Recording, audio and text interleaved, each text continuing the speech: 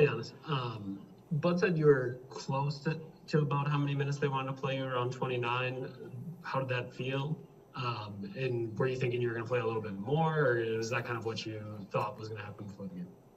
Uh, no, actually, I was ready for the game. Like usually, I am ready for the game, do my preparation, and at the end of the day, I just wait and for Coach Bud to make the decision. He's going to take me out, put me, whatever he says, I do. And obviously, I'm ready to play. I want to play more. I want to compete. But in Atlanta, I didn't play in the fourth quarter. Today I played 29 minutes. But at the end of the day, I'm growing. Mature enough to understand what he's trying to get out of this. He's trying to slowly ramp up my minutes, and it's okay. It's hard. It's hard to not being out there and not compete for the whole fourth quarter. But at the end of the day, I know what the goal is, so we just gotta execute the plan.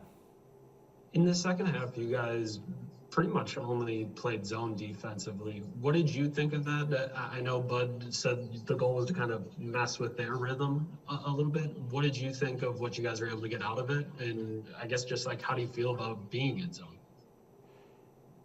You know, I gotta agree with him. You try to get in zone so they can you can mess up the rhythm and stop them a little bit. They were making shots, they were driving the ball, they were making floaters. It was just they were everywhere. And they were getting everything they wanted.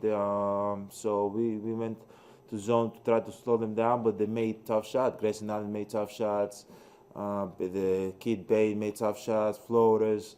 Their big men were able to roll to the rim and get easy one offensive rebound and put bucks and stuff like that. I think it's a good game plan, but we can be better at it. I'm curious. This game made me think of game one against Orlando, where you had Bled going way underneath the point guard, and you guys had Drew do that again tonight. Do you feel like when the point guard plays that way, the intensity just kind of comes down for the entire team just because you're not putting that pressure all the way out? Uh, at the end of the day, that's the game plan, correct? So we try to make Josh a tough jump shot and try to keep him from involving his teammate. We want him to play one on one. We want him to shoot those shots. We want him to shoot floaters and just ice everybody out. Right? That's the game plan. But at the end of the day, I'll agree and disagree with you. Because in basketball, sometimes the first thing you see is the guy with the ball. Second thing you see is the guy that's guarding the ball, right? So if the pressure is not there, you tend to relax without knowing it, you know. So I've seen like in a lot of games when a guy is picking up full court or the Thanas picking up full court or Jeff Teague or Drew Holiday is picking up full court, you're kind of like, okay, here we are, let's go, But at the end of the day, that's the game plan. We just got to do a better job executing. But maybe that was it. Maybe we kind of relaxed a little bit. But I don't think they made shots. Like they made it tough shots, a lot of shots. They were finding open guys. They were driving the ball to downhill. They were getting everything. Thanks. Zora Stevenson. You talked about them making tough shots when a team is just kind of like hitting on all cylinders. They almost shot 55% from the field. Like, what can you do as a defender? You just got to make it as tough as possible. Some days you try to compete. I felt like we came out of the half, we tried to compete. We tried to be there. We tried to execute. We tried to screen hard, roll hard. We tried to find open guys, and we wasn't making as many shots. And there was some plays and calls that didn't go our way.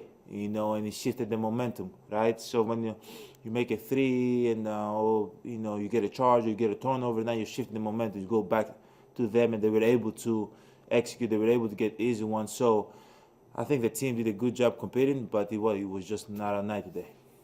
And then just thinking big picture, obviously you all are working on this zone. Do you feel like you've seen zone from other teams more this season?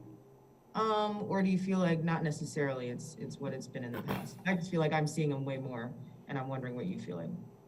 From other teams? Yeah, just league wide.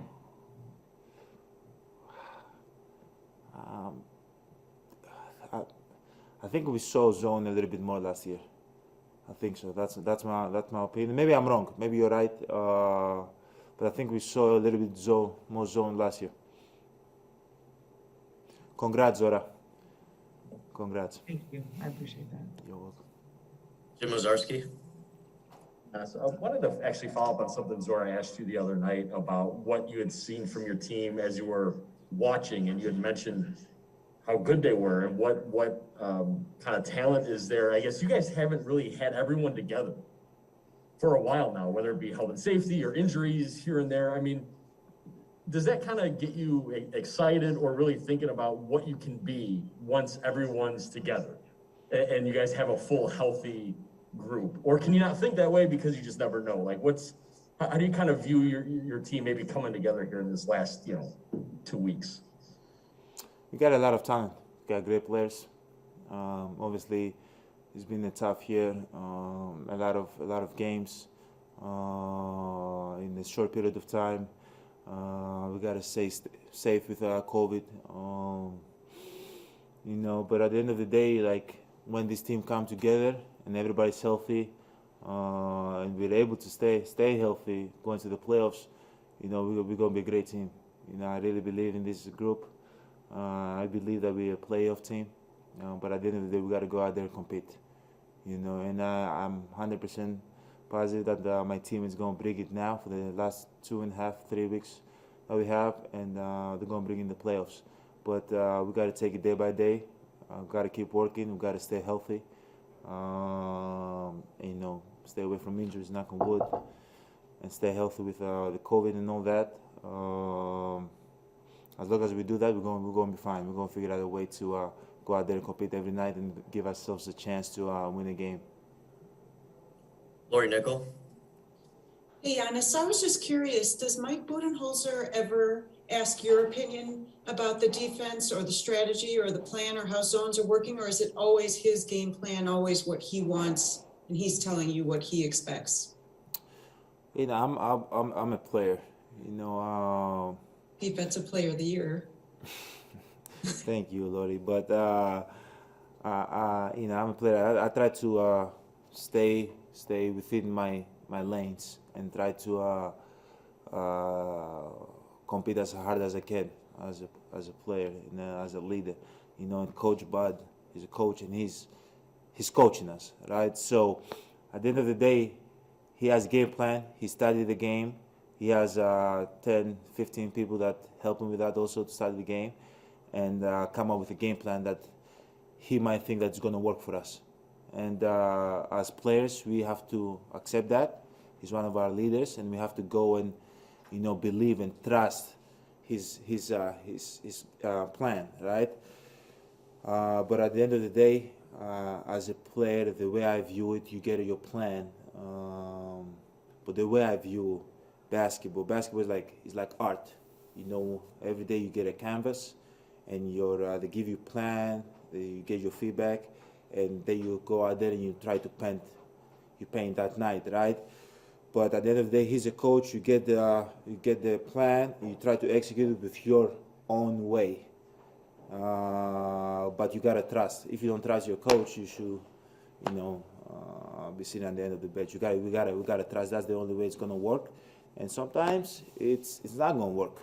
And the same way he gotta accept that when he gives me the game plan, sometimes I'm gonna execute it, and sometimes I'm not gonna execute it. Not because I don't want to, because it's not my day. Thank you. Great, thanks, Giannis. Thank you guys.